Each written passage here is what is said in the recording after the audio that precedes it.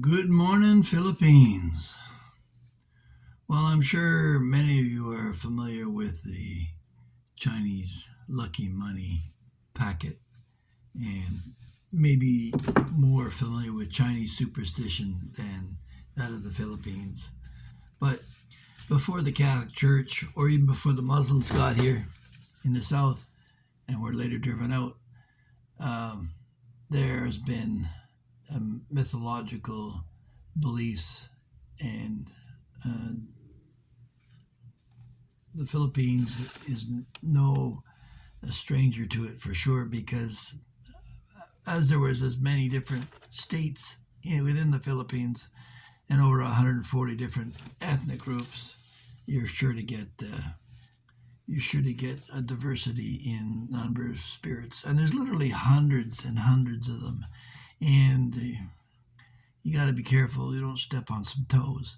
But some of these things might enlighten you as to why your Filipina behaves a certain way, and hopefully it'll help you.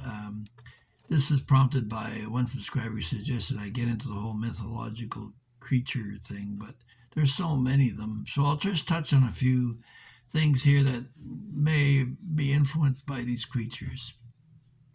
The number one thing, you'll never notice your Filipino sweeping at night. They sweep first thing in the morning. The reason they don't sweep at night is because it sweeps away all the good luck. So that's why your Filipino is up in the morning to make sure that the place is clean. But at night, don't ever pick up a broom. And if you're married to a Filipino, for God's sakes, don't ever take your wedding ring off or take hers off. Or anyone you care about, never remove any ring or jewelry off of a friend, because there's a belief that if you take the ring off, you take the friendship away and it's dead. Now, there's some that believe it can be reconstituted later, but it's meaningful, so leave your wedding ring on. And when your Filipina comes to you and tells you she had a dream last night, pay attention, because it's the content of that dream that might affect her behavior in the next little while. If she dreamt about someone losing a tooth, that's symbolic of a death pending within the family, so she'll be quite nervous about that. But on the other hand, if she dreams about a loved one who's passed away, that's actually a good sign. It means that they're looking down on you from heaven and they're taking care of you. Now, slippers, throughout Asia, you leave them at the front door, but especially here in the Philippines because it wards off the unwelcome spirits. I guess those old socks that you wore too would help keep anything away. Anyway, and then you have amulets, the talismans that they wear. There's three types of talisman. The first gives you basic protection, which you find on children all the time. Then you've got what they call the anti-anting, which gives you superpowers, which are supposed to enhance some ability that you've got to a much higher level and give you strength. And then there's the gayoma, which is an influence or love amulet, used like the voodoo dolls to try and control other people. It's what young women or old women might do to try and force you to fall in love with them. So watch out for that. Question what kind of jewelry she's wearing, I'd say. Then they have these little packets called the usang or bati. And sometimes they'll just mark with a little red lipstick on the forehead for babies. And this is to protect newborns who've been given too many compliments. Compliments are not a good thing. If you say the baby's too cute, young parents might get quite nervous. So if they find that things aren't turning their way, they might call you back and ask you to remove some of the compliments you've given to their baby for its own protection. But in the meantime, the usong or the bati is supposed to be a remedy for that, to prevent it from happening. Now, never borrow salt at night because it summons up unwanted spirits. So does spilling it too. So when you got salt around, especially at nighttime, be very careful with it, what you do with it. Now, I find the Chinese in their feng shui, they they tend to denude the landscape and cut everything down around the house. But the Filipino has a different take on planting trees near the house, where the Chinese think that bad spirits rest in the branches above the house if you do it. In the Philippines, it brings prosperity to the house and is encouraged. So planting a tree next to the house in the Philippines is a good one, whereas in China, watch out. And also, although you don't see them very often, sun showers. Sun showers here are a warning that mythical creatures are procreating, especially the aswang. The aswang is giving birth. That's probably the most feared mythological creature within the Philippines, and it takes various forms, and I probably cover that in another video later on. When I have a baby, eggs on water, you break an egg and you pour it in the water and watch the formations of the egg in the water, and it's supposed to tell you something about the baby and the birth. So that's what they do around delivery time. And in the absence of eggs, sometimes they'll use candle wax. Now, itchy palms are an indication of money matters. If it's your right hand, it means you're going to get more money. If it's your left hand, you're going to go broke. So money matters. Watch out. If your hands are itchy, don't walk around the house. If you're a foreigner, don't walk around the house itching your right hand. It's a dead giveaway to the Filipino. So, and don't be too happy at night and start whistling. Whistling is a bad call here. It calls the evil spirits. So they don't want you whistling at nighttime. During the day, that's okay, but once that sun goes down, knock off the Roger Whittaker, will you?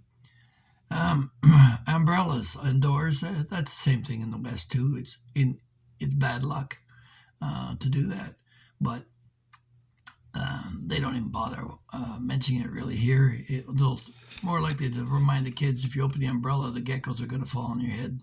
They use that as a method of scaring them off. But now, in Thailand, they have these ghost houses where they put food out to feed the spirits. But here, they offer food to spirits outside to keep them away, to keep the bad spirits away and not cause trouble in the household. So they do put food out, and that's seen at New Year's and various times of the year. You'll notice too that there's festivals here like a Sinulog that you never hear about that in other parts of the world, and that has got, I think, largely to do with cultural appropriation. Like the church, when they came to England, they adopted the Druid things of mistletoe and Christmas tree and all that crap, and even the timing of Christmas to align with the meteorological events that the Druids observed. So there's a bit of give and take with religion and beliefs, and so some of the mysticism of the original Philippine peoples is still here and practiced in different islands in different ways. Now, if you've got a little extra cash, stick it in your new shoes. It's supposed to bring you more wealth. So, I stick a 20 peso coin in your shoe. Maybe it'll bring you some money. I don't know. Trimming nails at night causes accidents. If your Filipina comes in the room and sees you trimming your toenails, she might just jump right in and stop you right there because she doesn't want to have an accident. Hopefully you won't cut yourself on the toenail cutter in the process. But yeah, don't trim your nails at night. I don't like talking about that stuff. Gross. And if you're eating with a bunch of people and someone gets up to leave, you take their plate and you turn it. You turn it a little bit. And that's supposed to ensure that the bad luck doesn't follow them. And don't clear the table until everyone is eaten and left. Because if there's one person left there eating when you all leave, it's a sign that they're going to live a lonely life and never marry. Of course, anybody left sitting at the table by themselves is probably going to have a lonely life and not marry anyway. So, They've also got a thing called taupo. When you're with a group of people and they're wondering about you, if you want to set them at ease, just say taupo. It basically says, I'm not a mythological creature. I'm not going to bother you. It's like the computers do today where you click off, I am not a robot. So this is predated in the Philippines with taupo. Remember that one. And if you do marry a Filipina,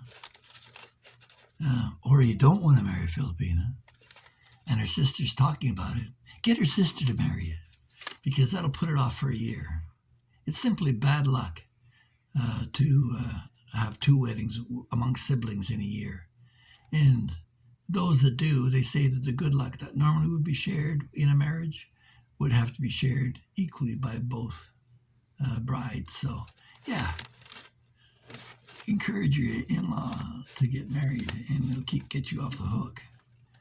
So they have a great deal of respect for mythological creatures. You should never make fun of it. Yeah, you could discuss it. I discuss it with my wife because she's from the jungles of Leyte, and there's a lot of stuff that goes on there. People disappearing and accusations of poisoning and all kinds of weird stuff. And if things go missing in your house, don't blame it on the staff. Blame it on the duende. The duende is a mythological creature that steals and hides things. So, where did I put my glasses? Duende? Where's my glasses? Oh, gotcha, little bugger. Give them back. Okay, so that's the story of some of the beliefs here in the Philippines that you should be watching out for. I hope you found it entertaining. I hope you find all my videos entertaining. I'm trying to refine my storytelling skills, but also I'm looking to find the strange, unusual, and mysterious here in the Philippines. And if you've enjoyed this, please feel free to give a big like, share, and subscribe. And we'll see you in the next one. Have a great day. Push that notification bell.